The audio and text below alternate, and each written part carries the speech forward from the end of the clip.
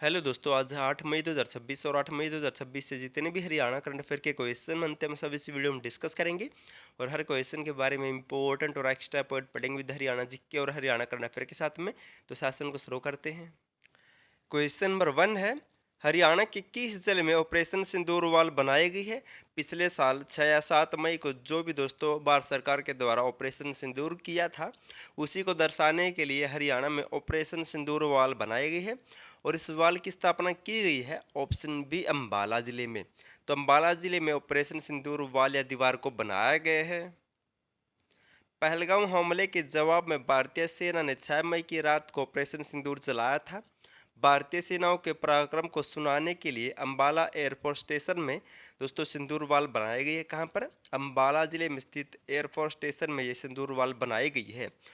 और इस ऑपरेशन सिंदूर में दोस्तों हरियाणा से भी कुछ नौजवान शामिल थे, उनमें से दोस्तों एक रोहतक से था। अब इनसे मिलते जुलते कुछ और पॉइंट जान लेते हैं। हरियाणा का पहला सेल्फ डिफेंस केंद्र अंबाला जिले में बनाया जाएगा।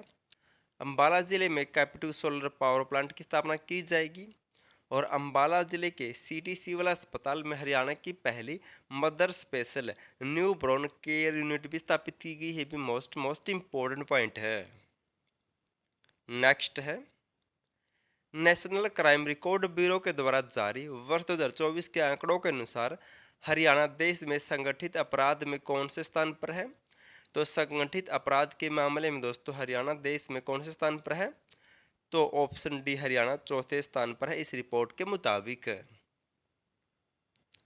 नेशनल क्राइम ब्यूरो रिकॉर्ड ने वर्ष 2024 के दोस्तों आंकड़े जारी किए हैं।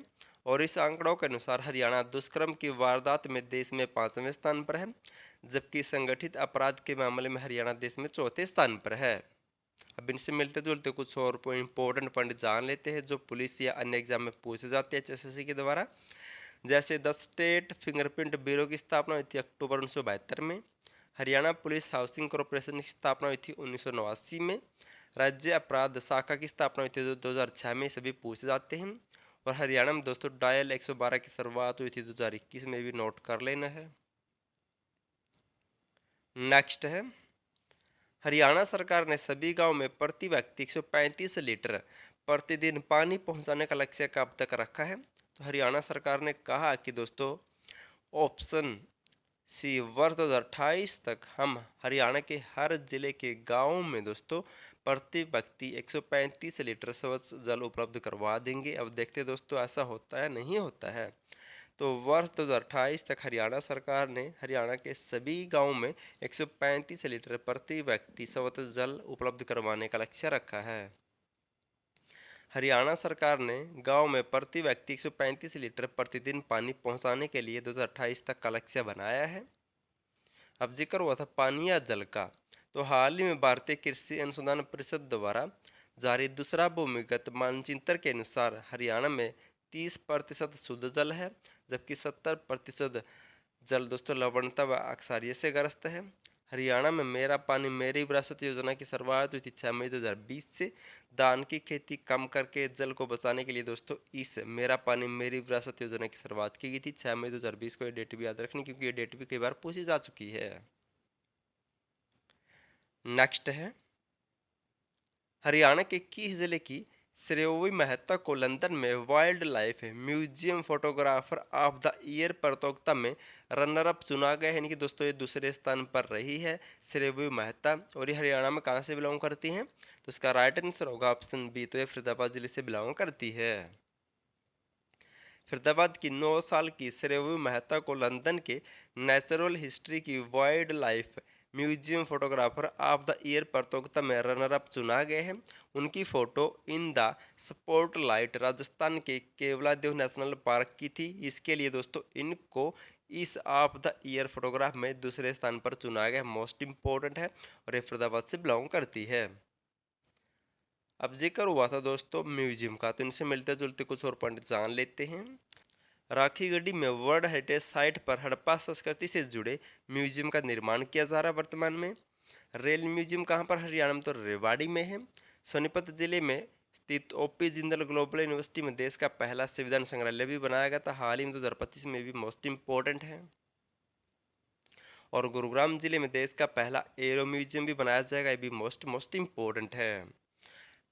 अगर आपको दोस्तों हरियाणा करंट अफेयर की पीडीएफ फाइल चाहिए किसी भी महीने किसी भी साल की, तो आप ले सकते हैं, डिस्क्रिप्शन में लिंक मिल जाएगा, या फिर आपको इस नंबर पर व्हाट्सएप मैसेज करना है, चाहे आपको दोस्तों हरियाणा पुलिस का डाटा लेना हो या सिटी मेंस नोट लेने हो।